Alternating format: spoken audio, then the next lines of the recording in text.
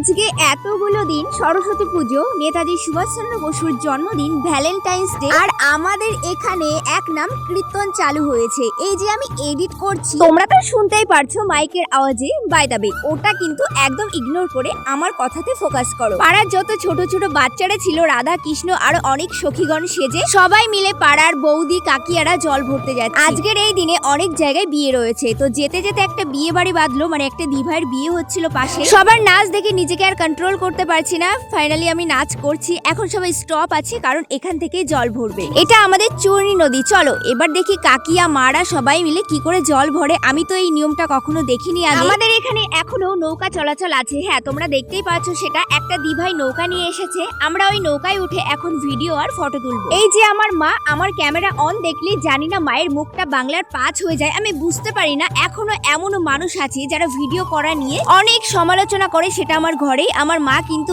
অনেক আমাকে মানে সাপোর্ট করে না। সত্যি কথাই বলছি, আমাকে একটু সাপোর্ট করে না। তো এই যে আমাদের মা সরস্বতী, তোমরা দেখতেই পারছো। এবার আমরা এক নামের কীর্তনের জায়গায় চলে এসেছি, যেখানে আমাদের মহাপ্রভু রাধারানী সবাইকে নিয়ে এখানে অনেক বড় অনুষ্ঠান করা হবে। আমাদের এখানে সবাই এত ডান্স করতে পছন্দ করে, সঙ্গে আমি তো প্রচন্ড ক্লান্ত হয়ে পড়েছি। আমার মা কাকিয়া আরো বড় মা সবার নাচ দেখো, অনেক দিভাইরা রয়েছে, খুব সুন্দর ডান্স করতে পারে। তোমরা দেখতেই পাচ্ছ সেটা। বিশেষ করে আমার মায়ের ডান্সটা দেখো, আমি তো পুরো ফিদা হয়ে গেছি। আমার সামনে যখন বলি একটু ডান্স করে দেখাও, তো না না কিছুতেই দেখানো যাবে না। আমার সঙ্গে রিলস ভিডিও তো করতে পারো মা।